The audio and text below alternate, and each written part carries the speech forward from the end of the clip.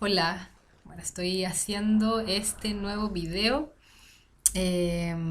básicamente por una petición de continuar un poco la historia en cuanto a cómo ha sido y cómo se ha desarrollado la experiencia de los exorcismos, porque han sido varios. O sea, he estado yendo a sesiones una y dos veces a la semana, desde el video anterior hasta el 16 de marzo, que es cuando llegó así como full la pandemia acá a Chile y se cerró todo.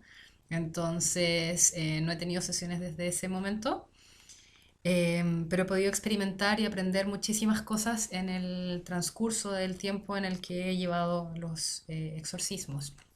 Primero que nada, decir de que nunca se sabe cuánto tiempo va a durar un exorcismo, porque como el padre Fortea lo dice, él, que es la misma persona, como yo puedo estar, dice en uno de sus libros, y como yo puedo hacer un exorcismo que dura una hora y ya está, se fue, la persona se liberó. ¿Cómo puedo hacer un exorcismo que dura un año? En sesiones de una hora, 2 horas por semana.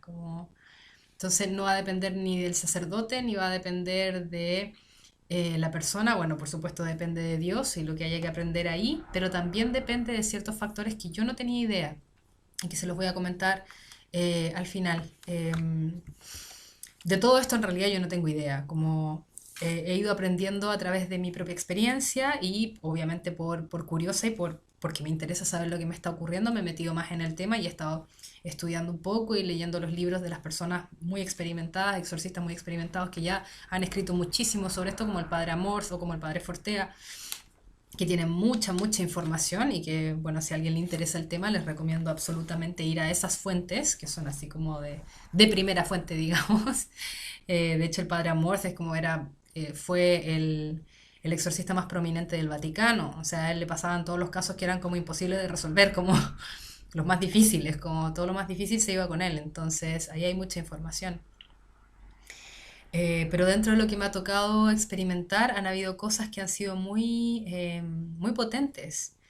Primero que nada, bueno, sentir y ver la autoridad que tiene el sacerdote, que no es una autoridad de él y no es una autoridad tampoco de las personas que lo están ayudando, sino que es una autoridad de Jesús.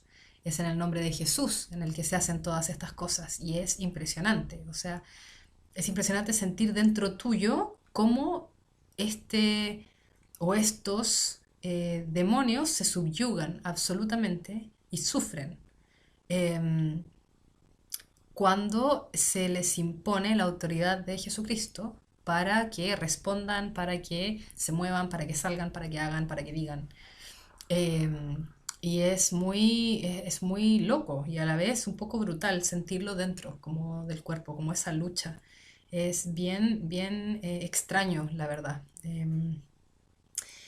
Pero, pero ha sido, ha sido muy enriquecedor desde el punto de vista espiritual. Muchísimo. O sea, no creo que mi fe es. No sabría cómo describir el aumento que ha habido en mi fe solo por experimentar esto en mi propio cuerpo. Entonces,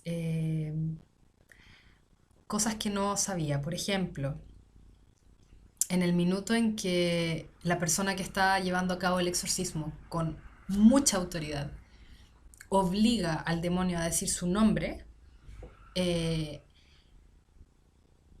el nivel de control que esa persona ejerce sobre ese demonio desde ahí en adelante es impresionante.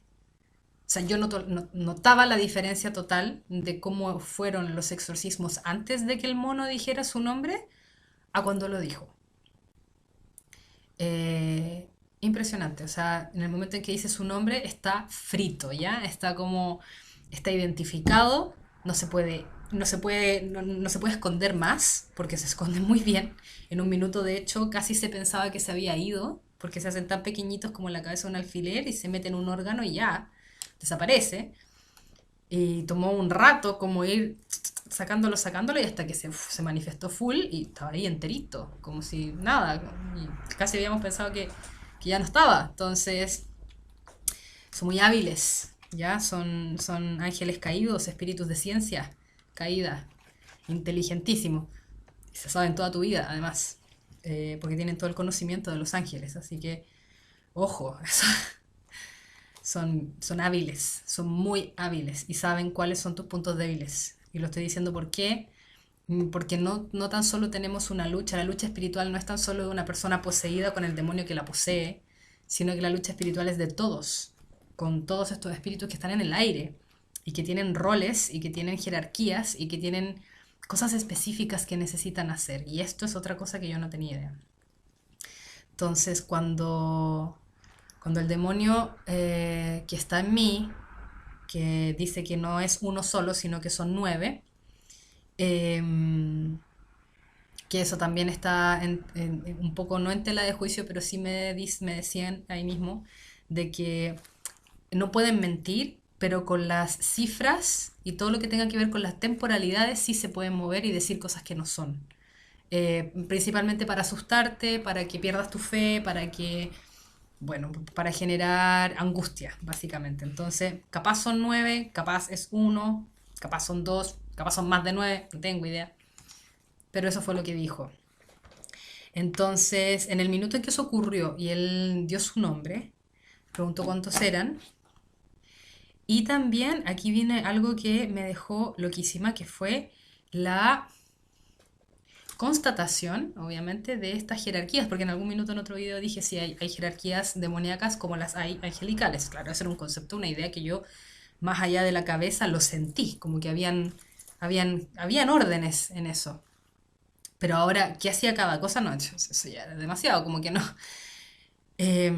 Y acá en los exorcismos ha sido impresionante el tema de las categorías y las clases. Porque en el minuto en que este mono dijo su nombre, ahí obviamente estaba identificado y el nivel de control que se pudo ejercer sobre él fue muchísimo mayor, por lo tanto estaba absolutamente obligado por la autoridad de Jesucristo a responder cada pregunta. Aunque no le gustara, aunque gritara, pataleara, que grito y pataleó, como que era yo la que estaba gritando y pataleando, igual que está ocupando mi cuerpo. Aunque gritara, pataleara, hiciera lo que quisiera, tenía que responder. Y tenía que responder, porque era como una tortura, en verdad. em, para este demonio, ¿no? Una tortura. Entonces, y mientras les hablo, me muerde, ¿ah? Mientras más les digo cosas, me muerde. Bueno, entonces en el minuto en que dijo su nombre se le pudo preguntar, se le preguntó cuál era su clase. Y yo quedé así, plop. ¿Cuál es tu clase? ¿Qué tipo de demonio eres? Y contestó que era un incubo. Y yo quedé así, o sea, primero que nada, la única vez que creo que he ocupado la palabra incubo no ha sido ni siquiera incubo, ha sido incubus y era para la banda que yo escuchaba cuando era más chica.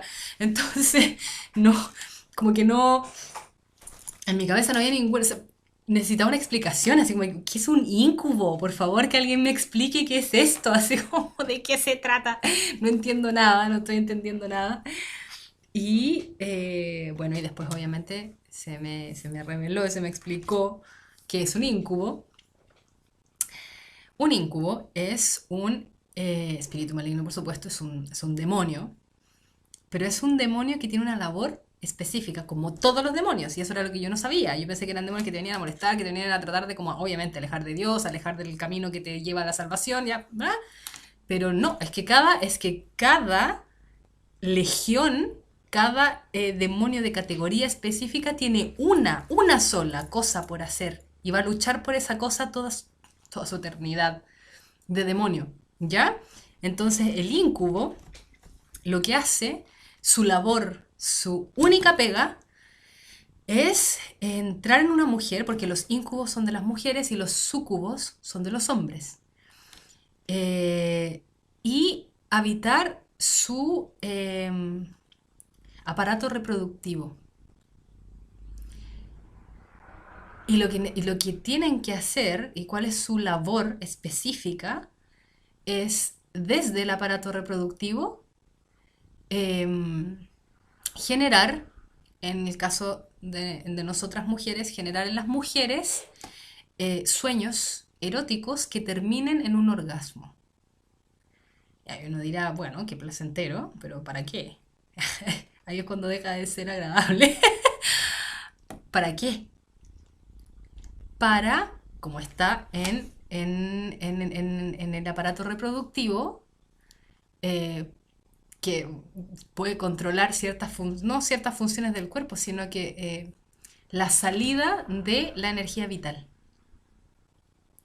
Entonces lo que hace y la labor de un incubo es asegurarse de que en el orgasmo que provoca él a través del sueño salga la mayor cantidad de energía vital del cuerpo de esa mujer.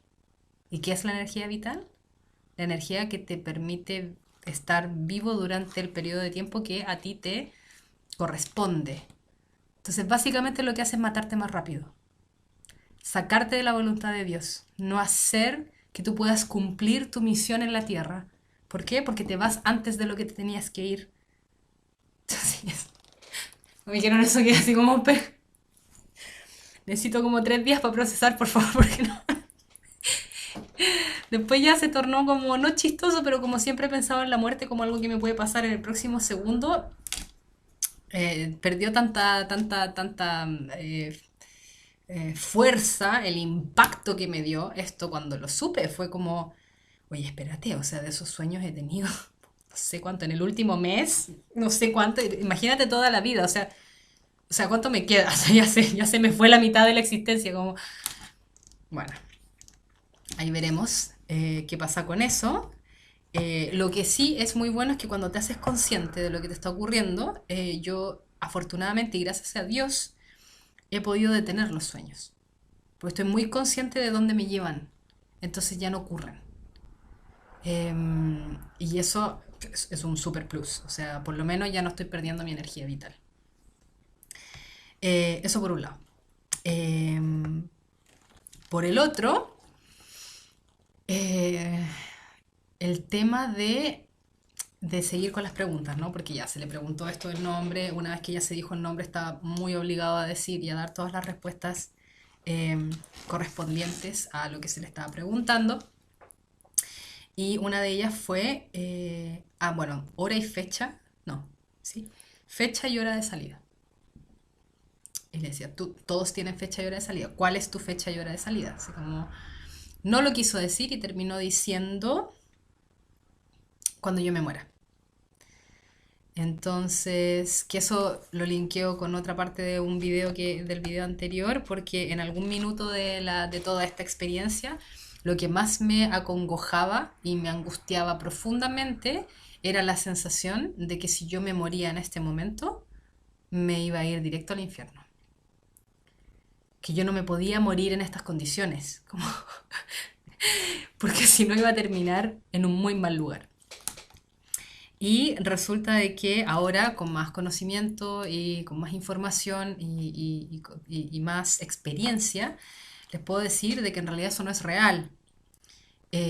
Claro, porque mi visión era como que mi alma iba a salir y se iba a tratar de elevar a llegar a Dios y estos monos me iban a agarrar como de no sé dónde, pero del alma, y me iban a tirar para abajo y iba a desaparecer en las tinieblas. Eso puede parecer muy poético, pero no es real. No es real en qué sentido. El alma habita en un espacio que es el corazón. No es el corazón físico, digamos, pero se podría decir que sí, de alguna manera sí. Em, y dentro de ese espacio en donde habita el alma hay un espacio más pequeño todavía que es donde está Dios en ti. Y en el espacio del alma y Dios no hay nada más que pueda entrar. Le pertenece solo a Dios. El alma es solo de Dios. Entonces, mi cuerpo está poseído, pero no mi alma. Por lo tanto, si yo muero en estado de gracia, que vendría a ser estar en gracia con Dios, o sea, estar bien con Dios, o sea, haber enmendado todo aquello que hice mal, haberme confesado, haber seguido los preceptos, haber participado mucho en la Eucaristía, todas estas cosas que fortalecen el espíritu, si yo estoy en gracia de Dios, mi alma se va a ir con Dios, mi cuerpo se va a quedar muerto y estos monos que están en mi cuerpo se van a quedar vagando hasta que encuentren otro cuerpo al que habitar. Entonces cuando supe eso, eh, me sentí mucho más aliviada, obviamente, o sea, muy tranquila de saber de que, de hecho, hay registro de santos que han sido poseídos poco tiempo antes de morir. ¿Y por qué uno diría? Porque un santo, que no es mi caso todo esto, pero Porque mientras más santo es una persona, mientras más cerca de Dios está, más probable es que le ataque el demonio. ¿Por qué? Porque mientras más preciado te haces para Dios, más importante te haces para Satanás. Porque lo que quiere Satanás es hacer que tú no te vayas con Dios, que es perder todas las almas posibles. Entonces, claro, entonces cuando entendí eso, cuando lo supe, eh, sentí un alivio increíble y una paz muy grande, porque a pesar de que tenga, digamos, 9 monos dando vueltas por mi cuerpo, si mi alma está en gracia de Dios, no me pueden hacer nada si yo me muero ahora. Nada. Entonces eso también considero que es una información importante de compartir y bastante interesante además. Y creo que lo otro que es muy decidor y que ahí ya viene como la parte de la responsabilidad personal del proceso, porque una cosa es que te estén haciendo un exorcismo y que tú estás así como no estás haciendo nada más que estar ahí presente, mientras es otro el que trabaja con la autoridad de Jesús y los ángeles que están ahí, todos que están tratando de ayudar en el proceso. Pero además de eso, hay razones que impiden que un demonio salga, que puede ser las razones por qué algunos procesos son más largos que otros. En mi caso son 5 razones y son bastante específicas. Entonces, se le preguntó también, después de que pasó todo esto del incubo y todo lo demás, y fue soltando información. En otra sesión se le preguntó por qué no se iba, por qué estaba ahí todavía, si se estaba haciendo todo lo que había que hacer. Y si yo era una persona que estaba yendo a misa, me estaba confesando, ¿qué está pasando? Como, ¿por qué no te vas? ¿Por qué no te vas? ¿Qué pasa que no te vas? Y como estaba obligado a contestar, y contestar con la verdad, excepto con las cosas temporales, dijo que no se iba porque había pecado. ¿Qué pecados? Preguntó. Y dijo que yo tenía la falta de perdón, que tenía la envidia, que tenía la codicia, que tenía a ver, los celos. Y... Ay, me falta uno. La envidia, codicia, falta de perdón, celos. Y ya me voy a acordar del quinto. Pero bueno, los nombró toditos. Y que resulta que si eso, más allá de que uno se confiese, más allá de que yo voy y digo, sí, ¿sabes qué? Me dio envidia no sé, X, no sé, porque alguien tuviera no sé, en este momento no se me ocurre, pero em, y yo voy y me confieso, o por ejemplo la codicia, que en verdad la codicia para mí fue muy extraño, porque yo soy una persona que me compro todo en la calle, como, y tengo muy pocas cosas de cada cosa, como, pero claro, o sea, lo que veo que me gusta lo tengo que tener, aunque es barato, ¿te fijas? Porque cuando veo las cosas en la calle o en las ferias libres, como es baratísimo, o sea, me lo puedo comprar. Y como es barato y me lo puedo comprar, cosa linda que veo que me gusta, la tengo que tener. ¿Te fijas? Entonces, hay que, claro, porque uno de repente piensa que la codicia es una cosa así, guau, como del dinero. No, pueden ser cosas muy chiquititas. O que la envidia es así como esa persona mala onda que está todo el rato envidiando. No, viste algo o viste una situación que, no sé, alguien le dijo a otra persona algo tierno y tú dijiste, uy, qué lindo, me encantaría que fuera para mí. Me encantaría que fuera para mí. Eso ya es envidia. ¿Te fijas? Entonces, son detalles así, pucha, hay que hilar súper fino. Entonces, em, mientras yo tenga eso dentro mío, el mono no se va a ir porque tiene de dónde agarrarse. Y eso yo no me lo voy a sacar con una confesión. Eso yo me lo saco trabajando sobre mí misma. Entonces, estoy trabajando sobre esos temas, sobre como los antídotos, ¿no? ¿Cómo puedo dejar de codiciar, por ejemplo? Entonces ahora ya no me compro nada. Todas las cosas que tengo son lo que tengo y chao, se acabó, no hay nada más. Entonces ir haciendo como reglas y ajustes para poder deshacerme y limpiar eso que está en mí que permite que el mono tenga de dónde agarrarse.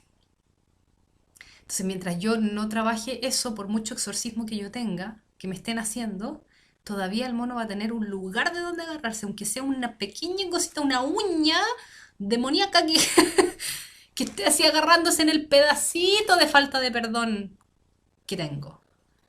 Entonces, a trabajar todo lo que tengo que perdonar y todas las personas a las que he tenido que perdonar y realmente perdonarlas y no como, oh, pero yo pensé que ya lo había perdonado. No, parece que no. O sea, si no, no estaría en este problema. Como, fija, entonces, eso también fue súper potente porque es una persona que he venido trabajando en mí misma por lo menos los últimos 18 años y aún así, con tanto trabajo, quedan muchas cosas por hacer. Es una cosa que no acaba. Pero es interesante también de que no es, el proceso del exorcismo no es un proceso que está como delegado al otro solamente, o sea, el sacerdote que está haciendo con la autoridad de Jesucristo lo que tiene que hacer, sino que también es un proceso de transformación personal, porque si yo no trabajo en estas cosas que necesito trabajar, el mono no se va. Entonces, eso es muy interesante, para mí es muy interesante porque deja de ser una cosa que hace un tercero por mí, es algo que yo hago por mí misma también. Em, bueno, y, y eso creo que ha sido como lo más relevante, lo más impresionante. Creo que si les interesa como el tema de las jerarquías, porque siento de que hay algo muy importante en esto, que tiene que ver em, con que hay jerarquías demoníacas. Y los monos que, por ejemplo, cuando pasó esto de que dijo que era un incubo, inmediatamente eh, Álvaro se puso a buscar en la Biblia los pasajes que hablaban de Asmodeo. Y lo empezó a decir en voz alta. Y fue horrible. O sea, no le gustó para nada al mono, por supuesto. Yo no tenía idea de quién era Asmodeo. ¿Quién es Asmodeo, por favor? Bueno, Asmodeo es un demonio. Y es el demonio, aparece en la Biblia, de hecho. Bueno, ahí está. Pero me refiero a que es como el demonio que aparece aparte del demonio, como Satanás. Entonces está Satanás y aparece nombrado otro. Entonces ahí está como la noción de que no es uno solo, sino que hay más entes demoníacos que actúan, subordinados obviamente, a Satanás. Pero el tema con Asmodeo es que Asmodeo es el demonio de la lujuria. Y su rol es prender el deseo en los hombres y en las mujeres. ¿Para qué? Para hacerlos pecar, po.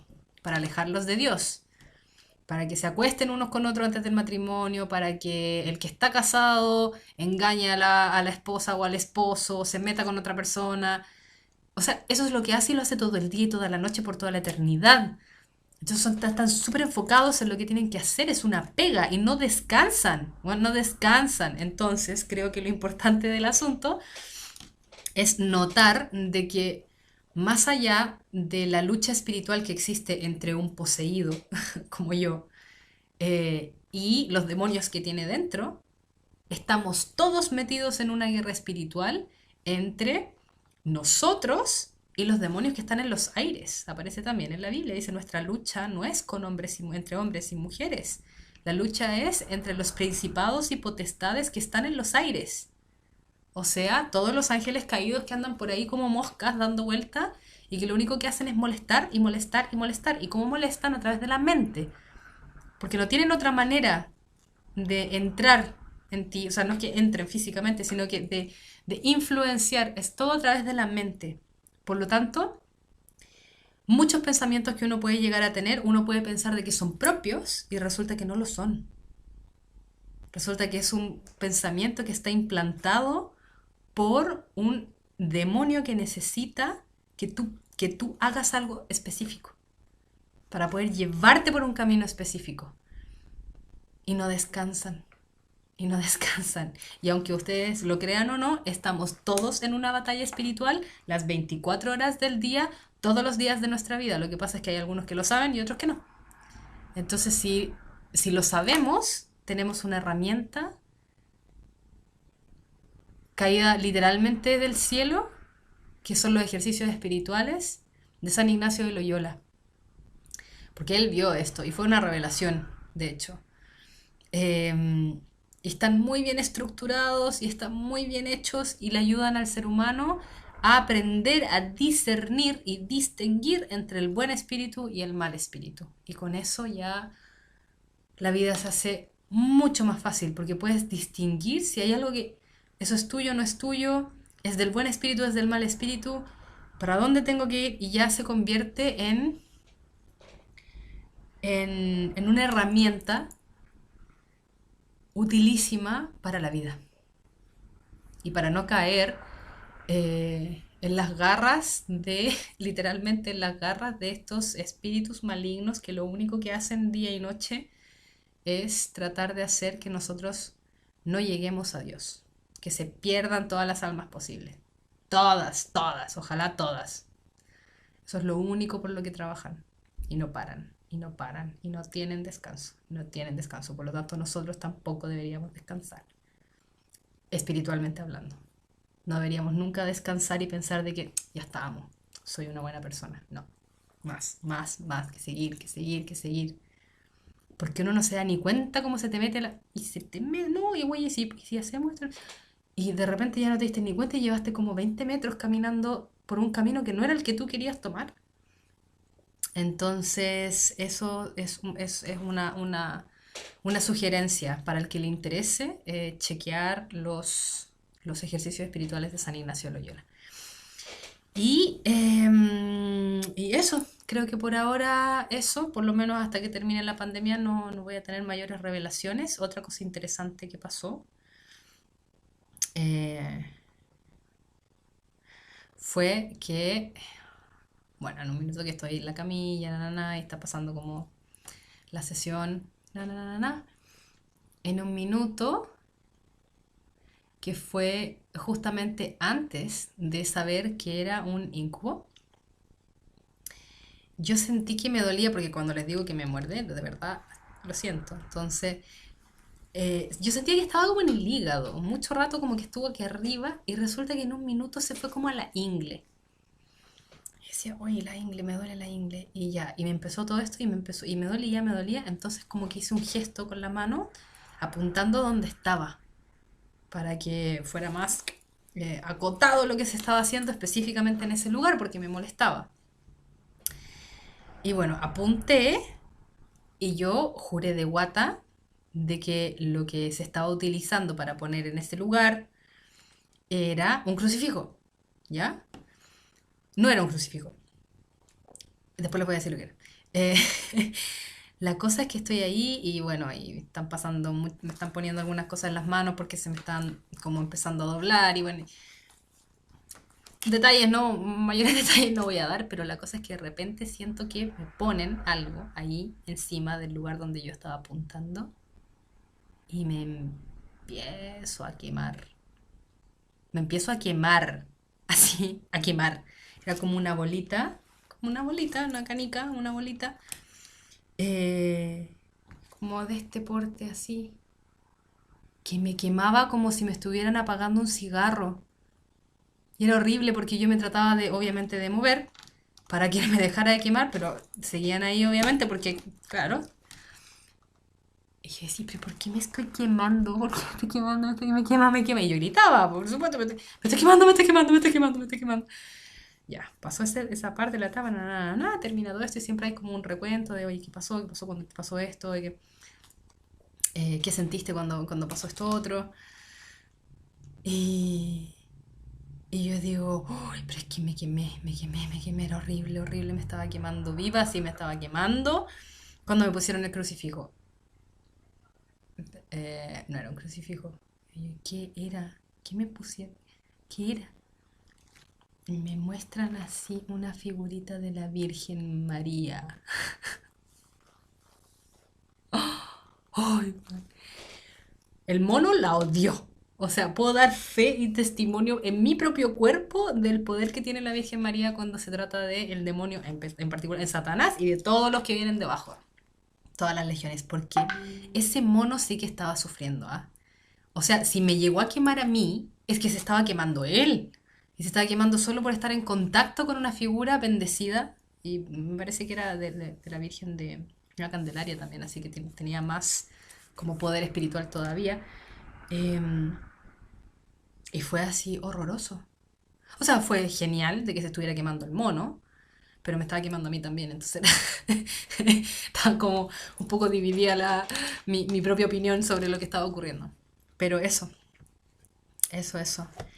Ella es la única que le pone el pie encima a la serpiente, así brutalmente hablando. Entonces cuando la gente dice, bueno, pero ¿por qué? ¿Por qué la Virgen María? ¿Por qué? ¿Por qué? Sí, ¿por qué? Hay registros de sacerdotes que en este mismo caso, cuando ya tienen control sobre el demonio porque saben su nombre, les pueden hacer preguntas y están obligados a contestar. Y hay muchos testimonios que aparecen en los libros del Padre Fortea y del Padre Amor también, muchos registros de cuando él ha entrevistado a a los demonios y les pide que hablen. Dice, oye ya, pero ¿por qué cuando yo te hablo de la Virgen María o te hablo de Jesús, no reaccionas tan fuerte como cuando o sea, perdón, cuando te hablo de Jesús o te hablo de Dios, no reaccionas tan fuerte como cuando te hablo de la Virgen María, cuando te nombro a la Virgen María, cuando... Y el demonio contestó. Y el demonio contestó que es evidente de que él va a ser humillado y va a sufrir si es confrontado con Dios, porque es su creador. O sea, jamás podría ser más que Dios, aunque creyó que lo era, pero no puede, pero es como elemental, de alguna manera. Se sabe de que él tiene menos poder que Dios y por supuesto que tiene menos poder que Jesucristo, que es su hijo y que es Dios a la vez. Entonces como que eso a él no le molesta sentirse humillado ante ellos porque es obvio que va a ser así. Pero la Virgen María tiene poder, ¿por qué? Porque tiene un poder tan especial con él. Tiene poder con él porque ella es una criatura, es un ser humano, es un ser humano, no es un ángel y tampoco es Dios, es un mero ser humano. Entonces, para él ser humillado por una ser humana es... O sea, que una ser humana sea más que él, porque ella es toda humildad y él es toda soberbia, ¿verdad? Son como es la antítesis. Entonces, la antítesis de Satanás no es Jesús, la antítesis de Satanás es la Virgen María, porque es todo lo opuesto a él. Él es soberbia, ella es humildad absoluta. Él es desobediencia, ella es obediencia. Hágase en mí según tu palabra, ¿no? Entonces, cuando se trabaja con ella, los demonios salen así. Si no salen, como en mi caso, porque están agarrados a algún pecado, salen volando, porque no lo soportan. No lo soportan, porque ella es una ser humana. Por lo tanto, es muy humillante para un demonio que un ser humano sea más que ellos. Eso. Por eso el rosario es tan potente. Por eso el rosario es tan potente, además de que recrea y trae nuevamente, como no existe ni el espacio ni el tiempo en el mundo espiritual, trae nuevamente toda la vivencia de la pasión de Jesucristo. Y cuando se recrea, cuando se vuelve a ese periodo en el tiempo, todos los demonios están siendo atados a los pies de la cruz de Jesús en ese momento y no les gusta volver ahí. Entonces rezar un rosario concentrado es mandarlos a volar así, pero full. Y si ya los quieren mandar a volar más lejos todavía para que no vengan a molestarlo en mucho rato, récense un Vía Crucis, porque ese sí que los hace sufrir. Em, pero el rosario es el arma letal. Bueno, y eso, yo creo que ha sido suficiente en tiempo. Y creo que he dicho todo lo que he experimentado hasta ahora, así que me imagino que ese es un buen resumen de lo que está ocurriendo y ya cuando puedan continuar las sesiones y haya más cosas para compartir, tal vez haga un nuevo video. ¿Ya? Así que les agradezco mucho. Cualquier duda la pueden poner abajo y yo les contesto en cuanto la vea. Ya que esté muy bien y muchas gracias.